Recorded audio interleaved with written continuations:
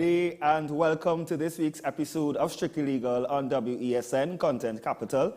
I am your host, Rondell Dono, attorney at law, and once again, I am happy to be here, I'm happy to be alive, and I'm happy to bring the law on you. Of course, you can stream us on all WESN platforms, including our traditional media, as well as Strictly Legal with Rondell Dono on our podcast. Of course, today we are going to speak about a very interesting topic with relation to intellectual property, more particularly trademarks. I mean, of course, you know that intellectual property, it's a widely known area of law. Particularly in Trinidad and Tobago, we have a very extensive intellectual property office, in case you don't know. And of course, many persons or many companies or entities may want to ask the question, what is trademark, or why should I register my design or my logo, etc.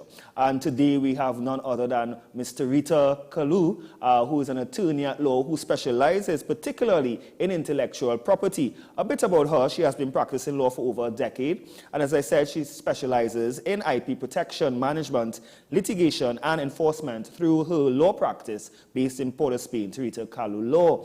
She's also founder of IP Harvester Limited, an IP management company that offers IP management services in the Caribbean region, such as IP valuations, IP audits, and IP due diligence. Of course, IP meaning intellectual property. Rita is a WIPO certified trainer at the National Intellectual Property Training Center of Trinidad and Tobago, and holds a master's degree in intellectual property law and management from the University of Strasbourg, France. She's also designated co-chair of the International Affairs Committee of the International Institute of IP Management, an internationally recognized professional association for quality in IP management based in Switzerland. Rita is currently pursuing her PhD research in the field of IP management. So we have a very illustrious guest in our studio today, and I'm happy for her to be here. Ms. Kulu, good day. How are you? Good day. I'm very good, thank you, and thank you for having me on the show. And thank you for coming. I mean, I'm very impressed with your resume, and of course, you know, being an IP professional, I mean, it's a very niche area, and of course, it's something that that you know, it takes quite an extensive amount of work and knowledge for you to get there. So I'm grateful for you to be here, and I'm sure the listening and viewing audience are also grateful for you to be here, actually. Thank you very much. So let's get right into the topic. Of course, you know, let's start with the basic. What is really intellectual property? Intellectual property, in a nutshell, refers to the expressed creations of the mind. And the key component and the key word there is expressed. So a lot of persons say, you know, I have a great idea and, you know, I have a great concept. But until it's actually expressed, it does not become intellectual property. And there are many different types of intellectual property and many different rights that you can have. So you could have, for example, patent rights, industrial design rights, trademark rights, which we'll be delving into today. And it is important, therefore, to really understand what type of protection you're looking for, and then determine what would be the best type of IP right to be able to protect your IP with. And of course, you know, I mean, as you said, IP really surrounds a varied, I mean, you have copyright, designs, patents, trademarks. And of course, today we're going to speak about trademark, right, more particularly. And of course, could you just tell us exactly what is a trademark, particularly in this context? Yes, so trademarks are actually the most popular IP right that's utilized here in Trinidad and Tobago. And more I've seen companies, you know, really focusing on, you know, their brand and building their brand through trademark protection, of course. Trademarks refers to, it's essentially the badge of origin of a company. So it's what, when you look at a particular sign, a symbol, that you connect that to a particular source, being a particular company or particular business. And it's any sign that can be represented graphically. So it can be a name, it could be an image or a logo. It could be a combination. It could be a slogan. And what we can get into later on is that we now have non-traditional trademarks as well. So there's really a host of different types of signs you can use to distinguish your goods and services from other traders. And I'm happy that you mentioned, you know, in terms of it's a design, well, more a logo is, all right. So you're saying that also in terms of slogan can be trademarked. Yes, that's Can you just give examples of slogans? Because I note that, of course, words. I've always been told that words cannot be cannot be trademarked unless you have a particular logo or design.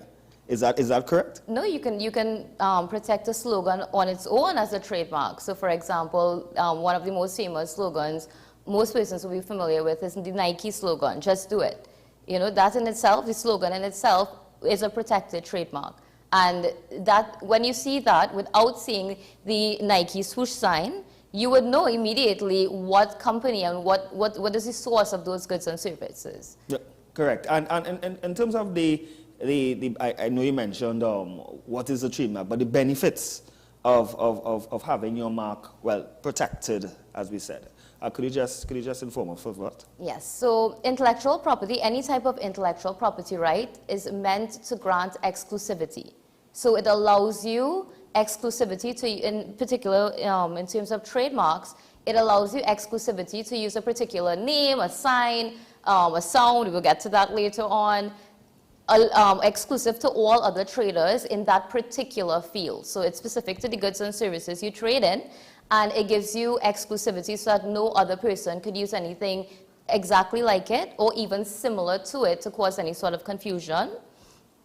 Trademarks in itself can be used and can be developed into an asset. It's an actual intangible asset that you could then utilize and you could monetize it. You can license, franchise, and commercialize essentially the asset itself. It could also be leveraged. So, for example, you have a particular value and reputation with this particular trademark for specific goods and services. It could then be used to very easily expand into other areas and other markets very easily because persons know a particular quality and reputation with that particular trademark. So when you branch out into other markets and other fields, you immediately have that connection with consumers and they immediately have that trust because they're seeing the trademark there. So it actually helps you to even expand very easily and quicker into other markets as well. And when you speak about the protection of the assets, can you just explain more on that? Yes. So any type of intellectual property is considered to be an intangible asset. So we can't see it, but it is an actual asset that you can trade with. So in certain jurisdictions, and I'm happy to say that even in our jurisdiction, I've been seeing it recently, where you can actually use your IP as security, as collateral. You can, yes, and then you can also use it to earn revenue from it. So, for example, if you want to expand, but you may not have the resources, or you may just want to focus on your particular business, you can create a franchise and license license the use of that particular asset to another company. And that way you could actually expand quicker, grow your brand quicker without having to actually put out all of those resources. So it's an asset. And of course, if you are licensing that asset, it means the asset has to be a tangible asset. Well, it's considered to be intangible in the sense that we cannot see it. But when I say tangible, I mean in terms of it has to bring some value. So intangible, yes, but it has to bring some. It has to have value attached to it. Yes. And what is interesting, and if you look worldwide, the trend that we have been seeing for maybe the last decade is that all of these, Fortune 500 companies, when you look at what their value is, the biggest majority of the value in their company is actually the intangible asset. And I can give you the example of Apple. So they have valued Apple, and the logo itself, without any, of their software and or hardware and all of these things, just the logo alone is estimated to be worth over $1 billion US. Wow. So it's a very valuable intangible asset that can be traded with. Interesting. And of course, a question will arise with respect to companies. Now, companies who register pursuant to the Companies Act incorporate their companies. And sometimes they may wonder, okay, why is it, I have already incorporated my company. Why is it that I need to now protect my trademark. Can you Yes. just speak to us about that? Yes, so that's a common question I get asked, and there's somewhat a misconception that, you know, if you register your company with company's registry, you know, and you're using that as your trademark, that you have all of these rights. But the company's registry is separate and distinct from the trademarks registry, and both registries are governed by separate laws. In terms of company's registry, when you register, that prevents other traders from registering the same name or something very closely similar to it. And it gives you that type of protection, but it does not stop other persons from using in the trade without registering anything similar to your name. And a lot of the times, persons equate their company name with their trademark. And aspects of your company name may form part of your trademark, but as you said, you will have a slogan, you may have a logo, and all of these things are your actual trademark, and that's not protected under the company's registry. But if you look at the trademarks registry and you register there, there's a broad spectrum of rights where no other trader in the field within the jurisdiction is allowed to use anything similar to it. So it has nothing to do with registration, but actual trading, no one else is able to use that particular mark that you have registered. So let's say, for instance, a company such as like the flower shop. Let's just use that example.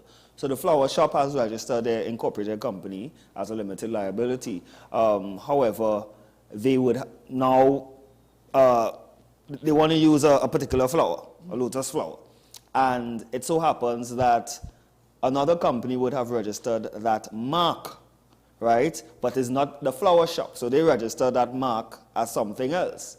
Now, in terms of the rights, who has the rights to the flower?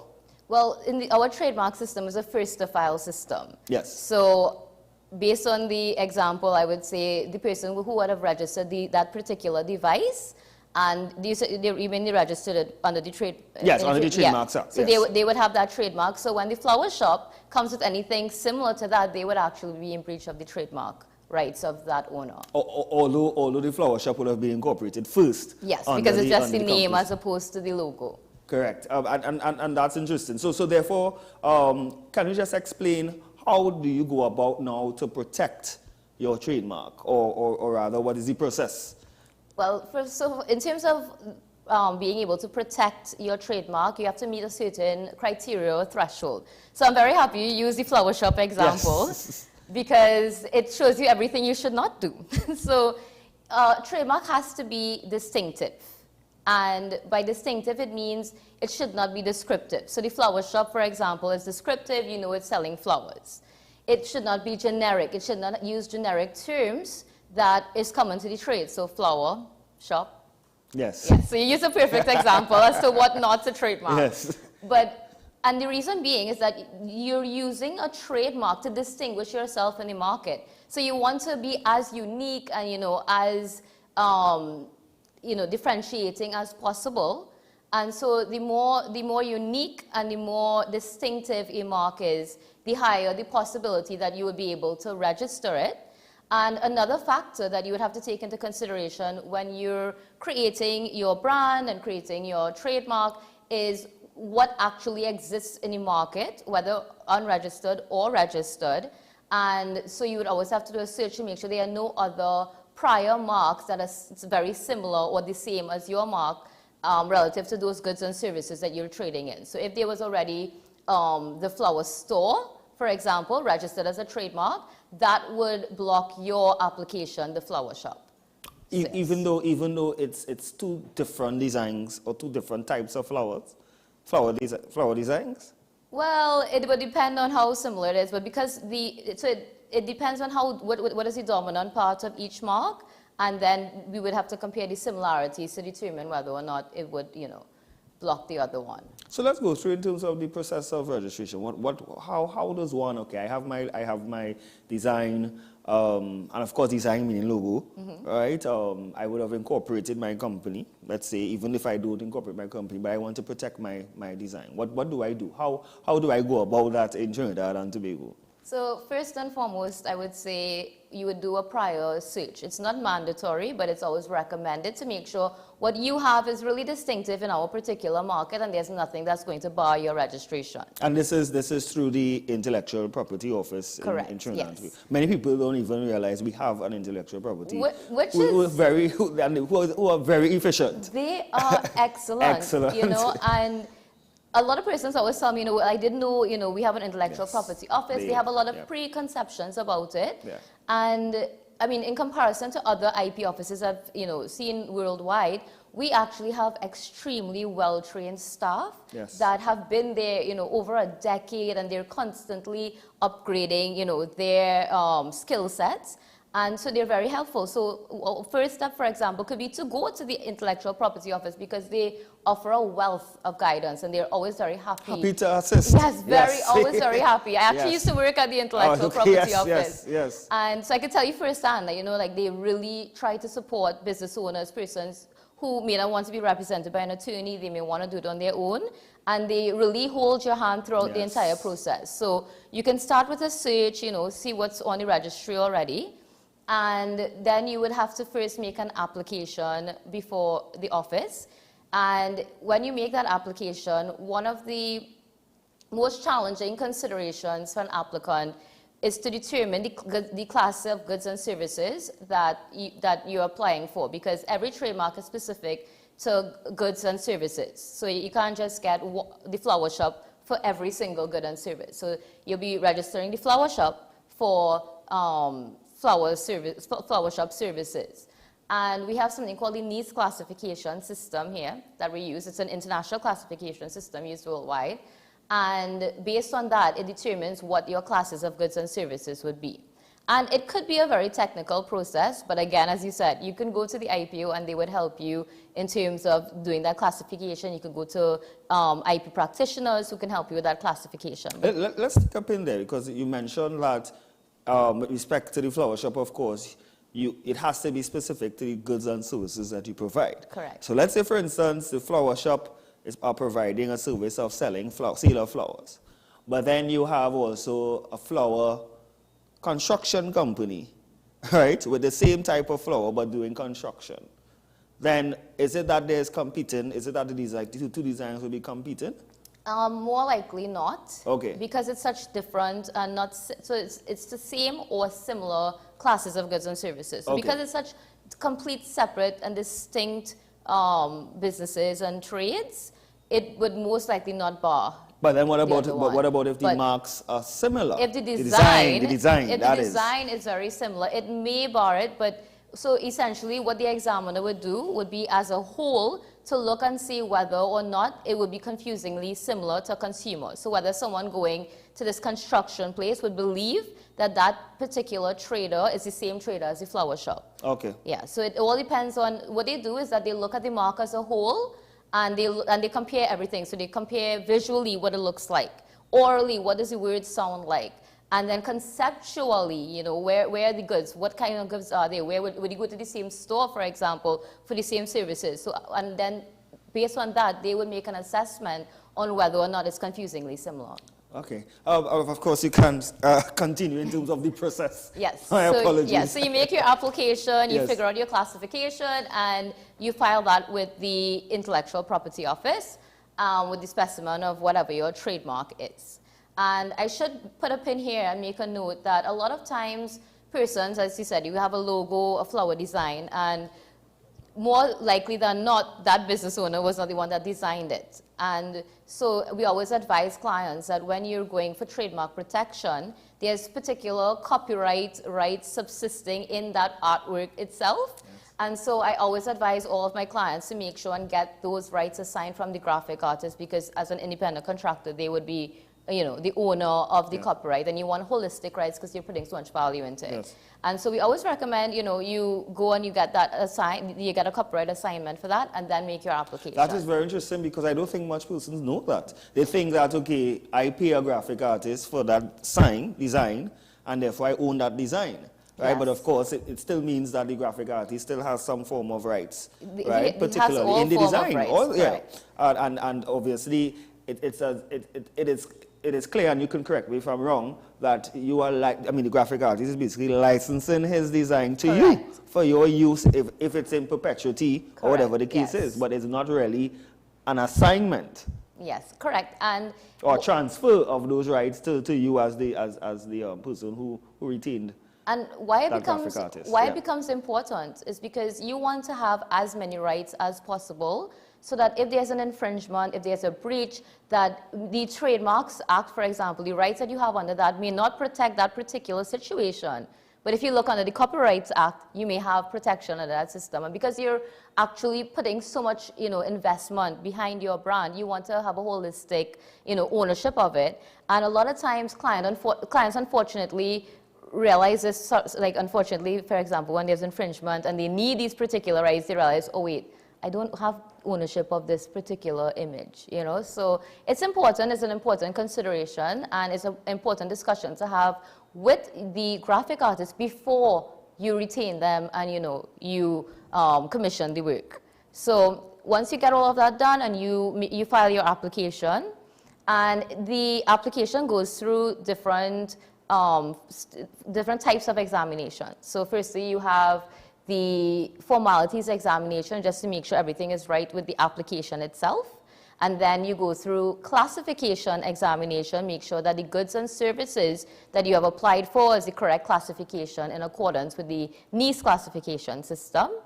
Then it goes to the substantive examination. So this is when it comes before a trademark examiner, and they examine it based on two grounds: absolute, has it met the threshold of being distinctive? Is it, not descriptive, not generic, and things like that, misleading?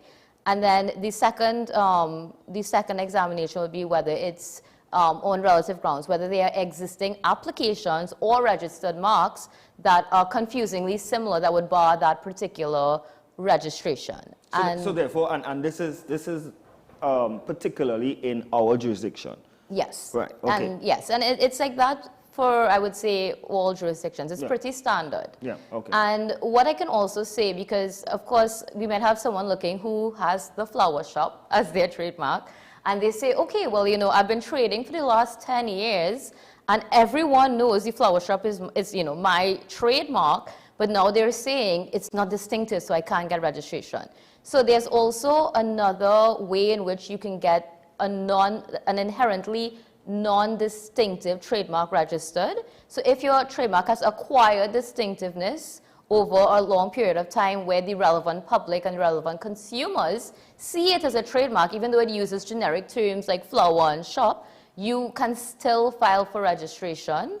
If at that point, it's too late, you can't afford to start over, you have so much goodwill, so much reputation, you can still file for trademark registration, and you can attach evidence to show how distinctive your mark has become in the marketplace. Oh, okay. So it's a matter also of reputation as well. Correct. Okay. Yes. So that's just a point for persons who may have very common names and they have been trading for quite a long time. It's kind of hard to change it now. Yes. And then after the substantive examination, the examiner would either accept your mark if it passes both the absolute and relative grounds test, or they can refuse your mark. So first I will go through when they accept it. Certainly. So if they accept your mark, it then goes for publication. So we have an online journal where every single Wednesday the IP office would post all of the marks to give notice to the public that this particular proprietor is applying for this particular mark for these goods and services. And from the date of publication, time starts to run for 3 months. And once there are no oppositions filed by any other party, within those 3 months, your trademark is automatically registered. And you can choose to then apply for a certificate of registration. Even without the certificate of registration, you have a registered trademark. And if you do not, if you get a refusal, you have a chance to ask the IP office to reconsider. So what that means is that they would tell you the grounds upon which they are refusing your trademark, and you are now giving the opportunity to make legal submissions and argue why your trademark meets the threshold and criteria for registrability in Trinidad and Tobago. So is it at this point you now have to retain an attorney at law to deal with that technical aspect? I wouldn't say you have to. Right. At this point, I would recommend an attorney. So I would say you don't necessarily need an attorney to make the application. It's something you can handle on your own, yes, particularly because of how helpful the IP office is. Yes. For reconsideration, that might be a good idea at that point to retain legal counsel because they would be familiar with the cases and be able to make the legal arguments more succinctly. So I would say yes, that would be advisable. And you actually have 3 opportunities. So even if you send a reconsideration, they still don't agree with you, you can submit more evidence, you could make more arguments, and you have 3 chances at that to try and get your trademark accepted by the IP office. And in total, the whole process takes, I would say, between 9 to 12 months before you get the registration. So it takes about 6 to 9 months for all of the different examinations. And well, now you understand why it takes so long because of the different stages it has to go through.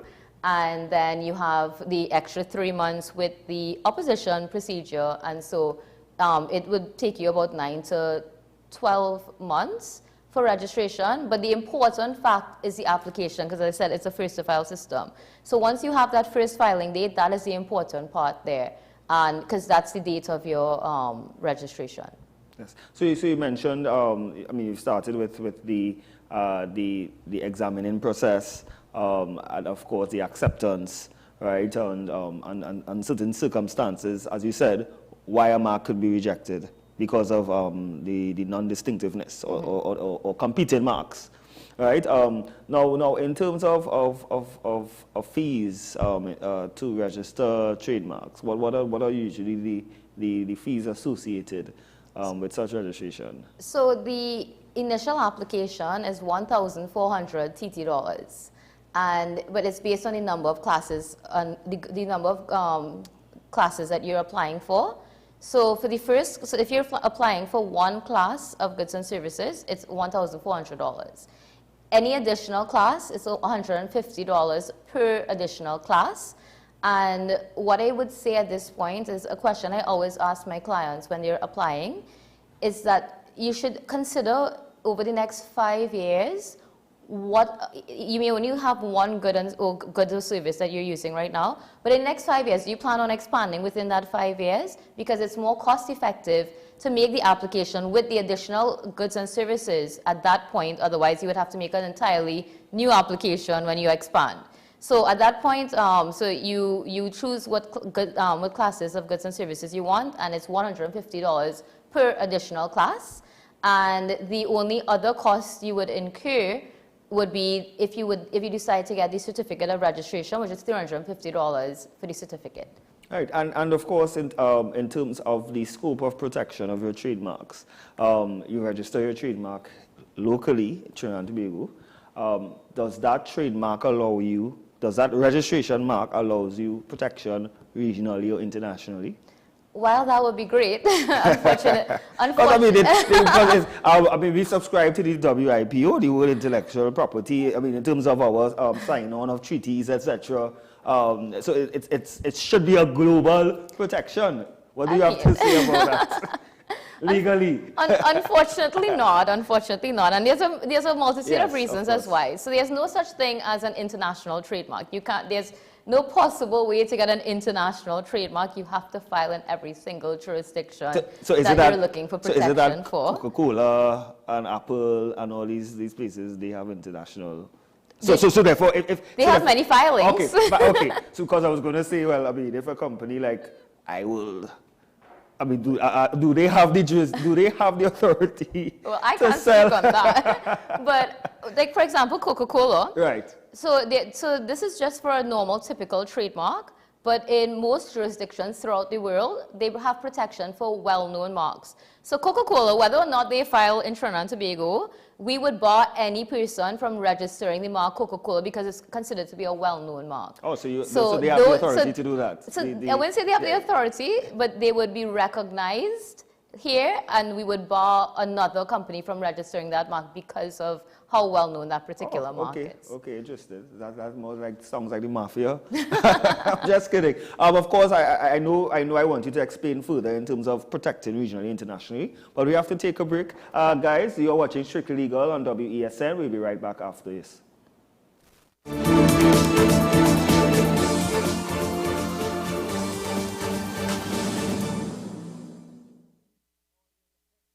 The best laptops and tablets are at dbesttoys.com. Get a Gateway 14.1-inch Ultra Slim notebook or an HP 14-inch laptop at the best prices in TNT. Get the Fire 7 tablet for $474.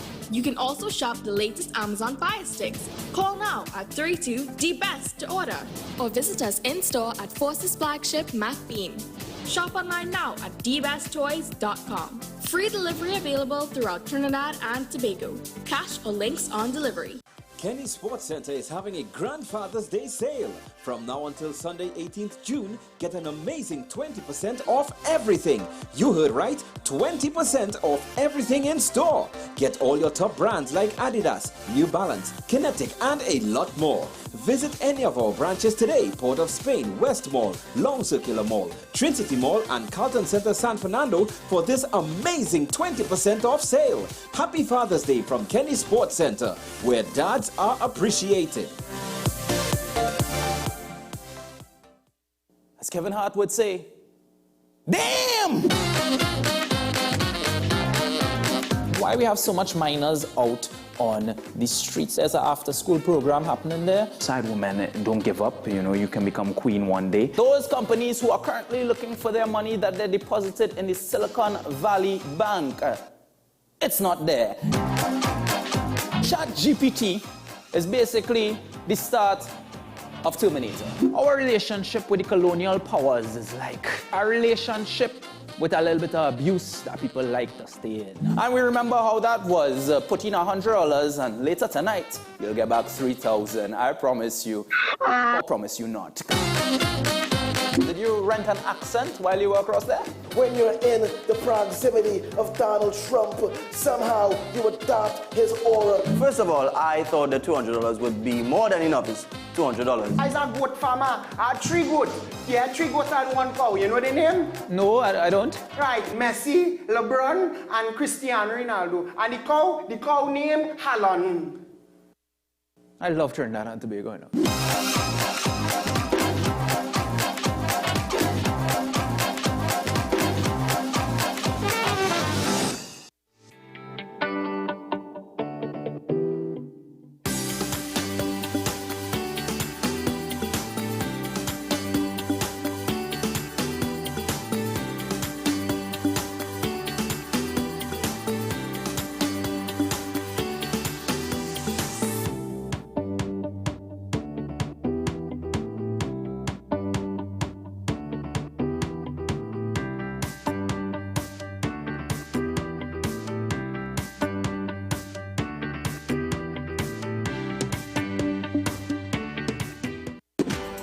Young at heart, purpose-driven, patriot even.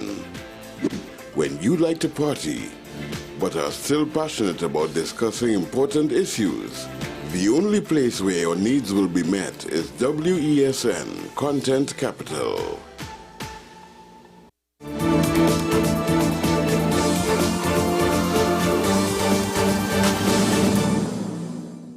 And we are back. You're watching Strictly Legal with Rondell Dono and my guest, Mr. Rita Kalu, attorney at law.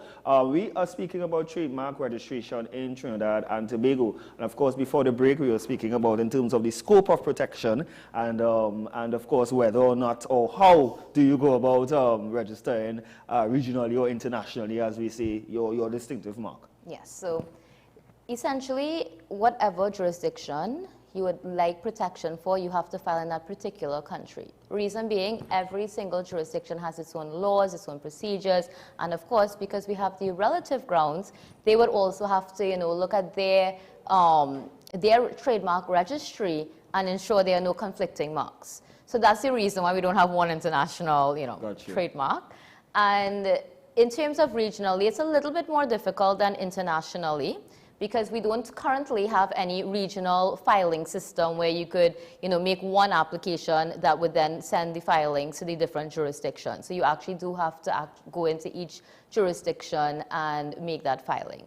But we have, internationally, we have the Madrid Protocol system, which has, it's come on board quite recently, and it makes filing in multiple jurisdictions internationally a lot easier because you have one application and you designate the different countries.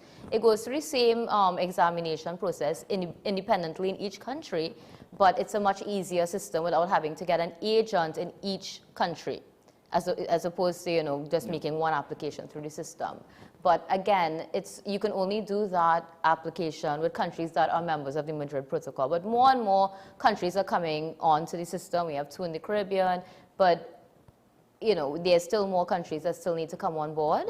And so this is something, the Madrid Protocol is something recent. It's something we recently yes. Because I'm thinking, I've heard about or read about the Madrid Protocol. Yes, it's been around for years. For years. Yes. But of course, but in terms of how does that process work? You registering through the Madrid Protocol, but how does that process work? Is it a portal that you register through? So you have to first register in your originating country, and the originating country has to be a member of the Madrid Protocol. And so you register at the IP office at the national level, and then you subsequently make your application online through the WIPO portal, and then you designate the particular countries that you would want registration for. So it's a much easier process, and it could be more cost effective depending on how many countries you're designating. But of course, again, I would always recommend to, do your searches before registering, because of course, doing a trademark search is way less expensive than having to do an application and get it rejected. And of course, what may be distinctive in Trinidad may be quite common in a different jurisdiction. So it's very important to do your searches and then, make your application, whether through the Madrid Protocol, whether directly through agents in the different countries. And it could be quite costly, of course, because now you're going in each jurisdiction, and we would need to, so I always tell clients to strategize, come up with a strategy, decide what your business plan is, and then marry that business plan with where you are filing and be very strategic about your filings so that you could afford it. Because a lot of persons look at this trademark filing as a frill, like, okay, well, when I get enough resources, I will make this particular application. And in reality, it's something you need to consider from the very get-go. When you now think, before you even register with companies registry, my advice would be, consider your trademark, do your filings, come up with a plan and a system to get those filings done, because it becomes very, very important later on. In addition, as you said, a business plan, because of course, if your goods and service includes food, right? Like I have a friend who has a kitchen, and she produces pastels and all these different things, and local foods, and now she has obviously registered her mark in different jurisdictions that she wants to now trade. Yes. So it makes sense that way, of course, to understand, okay, from your business model, that you're not only going to trade here, but regionally in different countries, you're going to now export. So it's important that you protect your mark in those various jurisdictions that you are going to export your goods and services. Even in countries where you manufacture. So we have a lot of local companies. I can give you an example from one of my clients who had the unfortunate experience where they were manufacturing in China, they have their particular brand, but if you go to other stores that sell the similar goods locally here, they are actual counterfeit goods with their brand on it. And again, because they're going through, particular countries to manufacture goods, and there's no trademark protection there, they don't have any rights there. And these manufacturers would take the same exact everything and manufacture it and sell it to other traders locally here. And so it actually is important to not just consider where you're actually selling these goods, but also where you're manufacturing it. Yeah, but then that's interesting, because if your protection is if you're manufacturing, that's in St. Lucia, your protection is there, but your company is also based in Trinidad. It means you cannot file for any infringement because of the fact that there's no you are not protected here for persons who have manufacturing here. Not so? Well, it depends. So, and that's a good point that you raised, because you have registered trademark rights, but you also have certain rights that attach to unregistered trademark rights. So, of course, you get wider protection under the Trademarks Act, but even where you are trading with a particular trademark, you can get protection under our Protection Against Unfair Competition Act.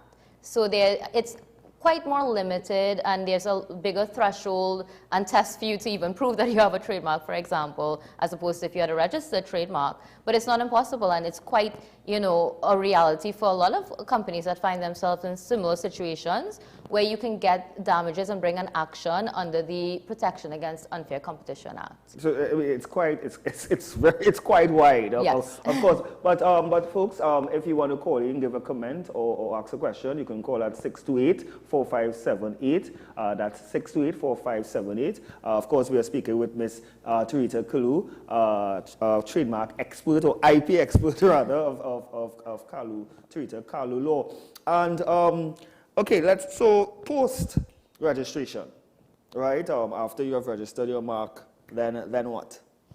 So, my number one advice would be, do not put it in a frame and put it up on your wall and wait for someone to infringe your trademark and then, you know, enforce your rights and, you know, use your certificate like that.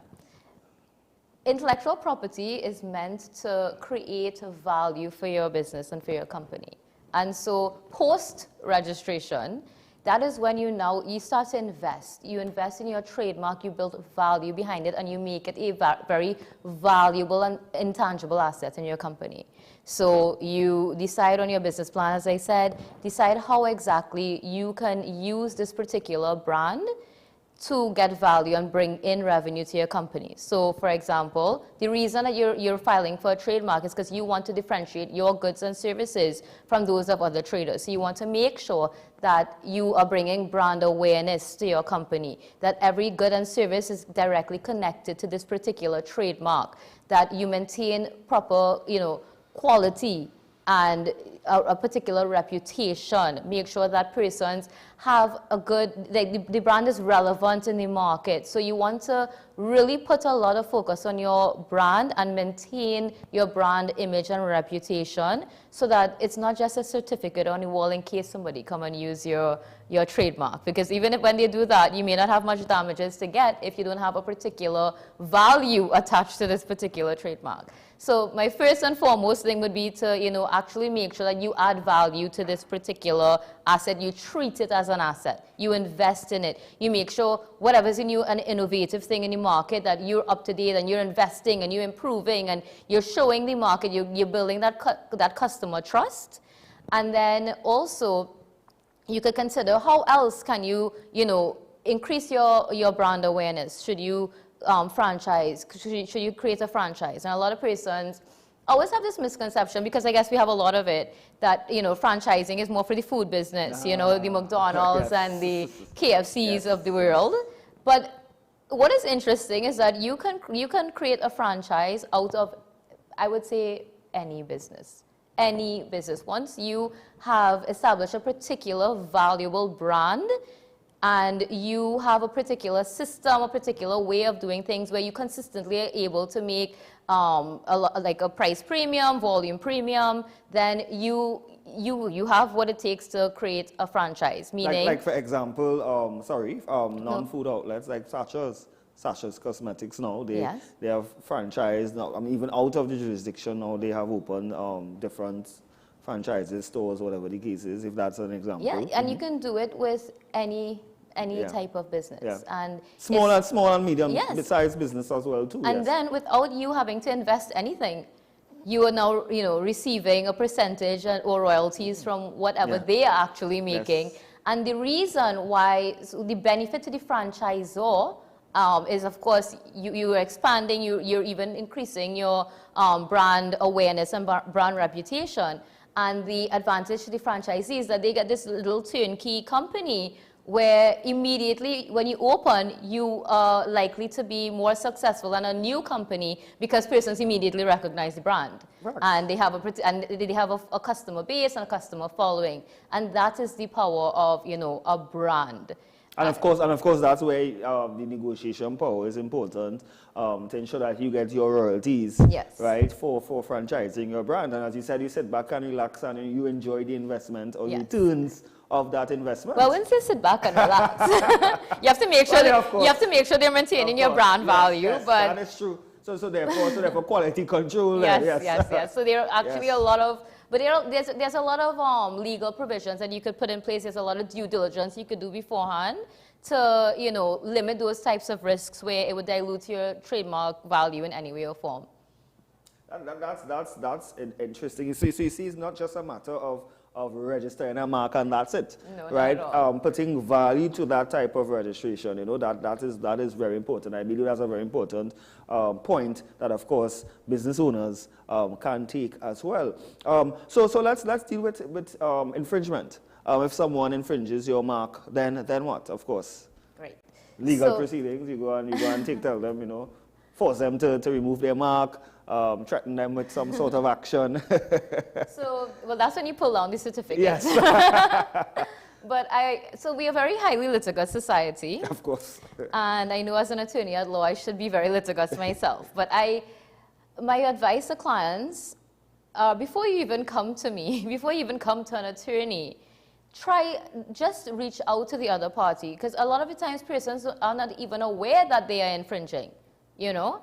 Or they're probably trying to, you know, free ride a little bit, but if they are caught, they may stop. Yeah. And so the most, you know, cost-effective approach that you could begin with is to, you know, reach out to the other side and let them know you are infringing on my trademark. But you know something that will always work. No. They reach out to the other side and they're like, who are you? Exactly. The power of the attorney at law. Yeah. Well, yes. So, I mean, more times than not, that does not work, but it has worked in certain circumstances, you know. So it is worth a try before, you know, you have to go to an attorney and do all of these things. And as the second point of action would be, of course, to retain an attorney at law and issue a pre-action protocol letter. A lot of persons know it as a cease and desist.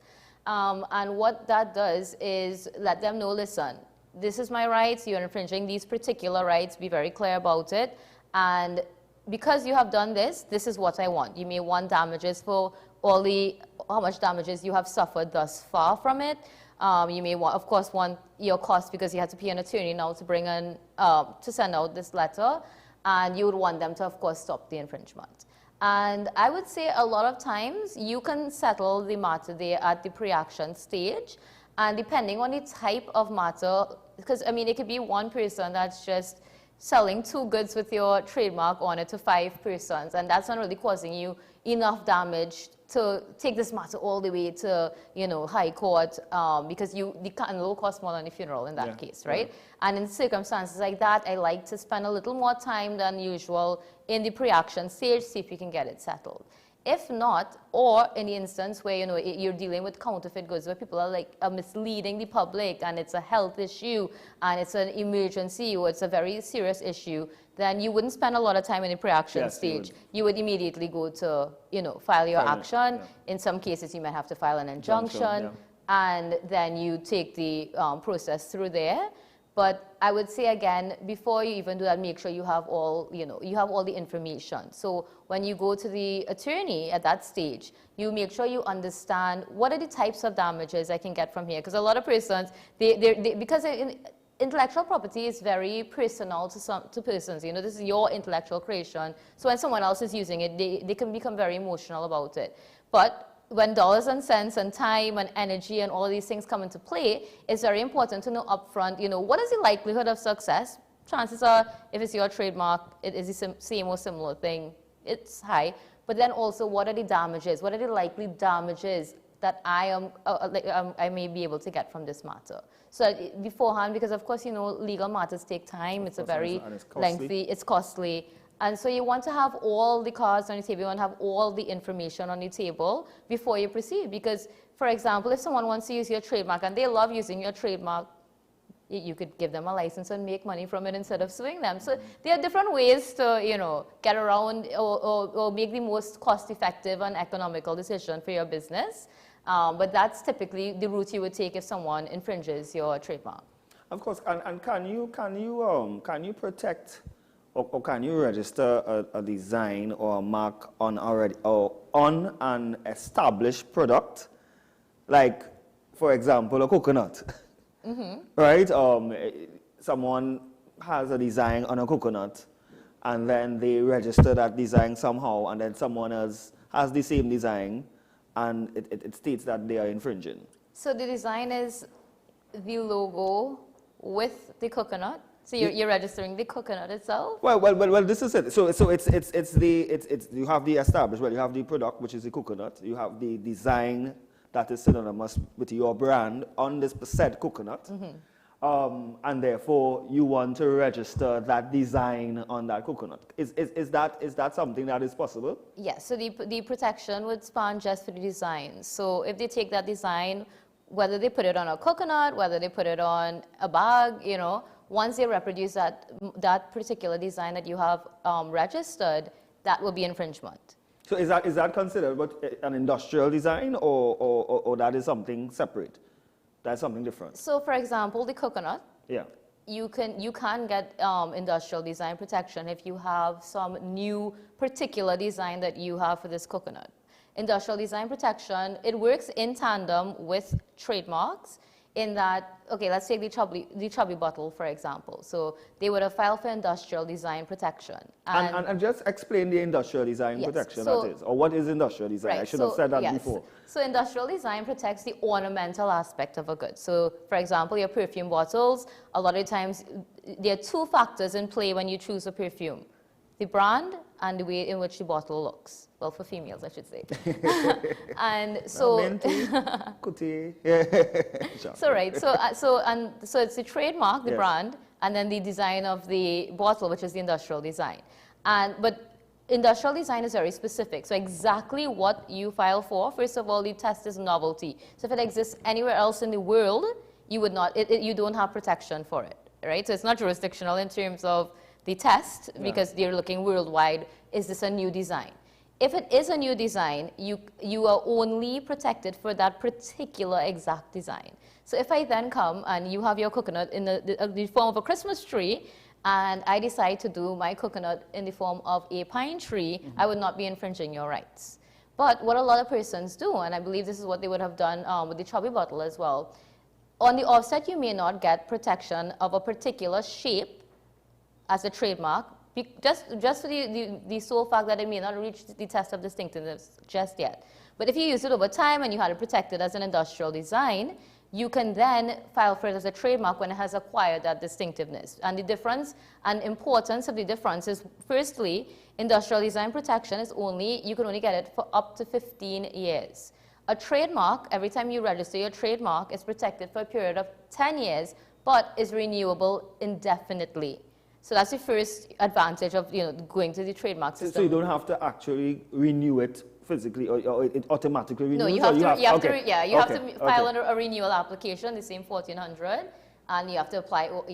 But it's a renewal application as opposed to an initial. And if you don't renew, let's say for instance you don't renew within a 6-month period, and someone else comes to now register that particular mark, is it that they will be now prevented from registering that mark because you haven't renewed, or is there a lapse? Well, you have a grace period if you miss your renewal. Okay. But depending on the length of time, you can actually end up losing rights, unless, of course, you're still trading and you may have unregistered trademark rights.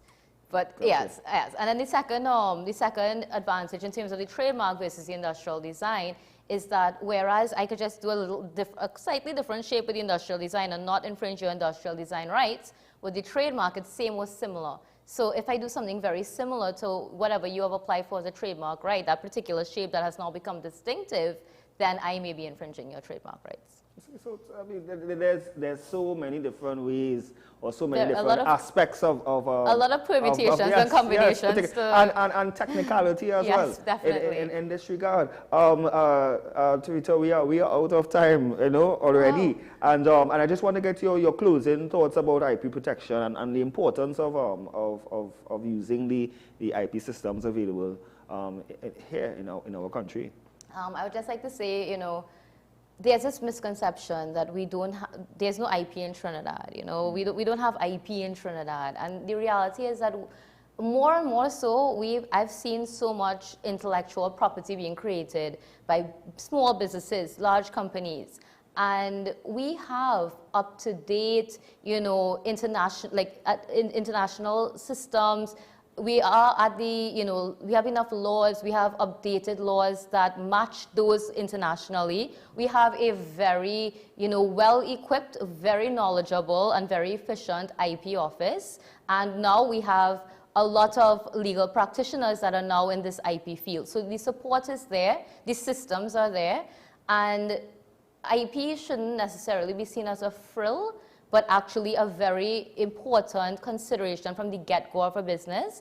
And well, we were speaking about trademarks today, and I would say, you know, that should be a consideration before you even file for registration of your company. And, you know, I would really want to encourage persons to, while IP could seem a bit complicated, once you get down to it and you take it step by step, it really is not that complicated. Patience. Yes. and a lot of reading, but, yes. But we have everything in place to protect companies and give them that exclusivity, and that they can use this IP to actually, you know, be more profitable, get a price premium, get a volume premium. So there's a lot of benefits to it, as opposed to just looking at it as something that other persons can't use, but something that you can take and create an asset in your company that may actually be more valuable than the actual physical assets that you have. Something you can take that could be valuable, an asset, than the laptop or the cell phone or the earrings, the diamond ring Exactly. that you have. Thank you so much, Ms. Kalu. Thank you as well. I think this was very valuable, and I really want you back.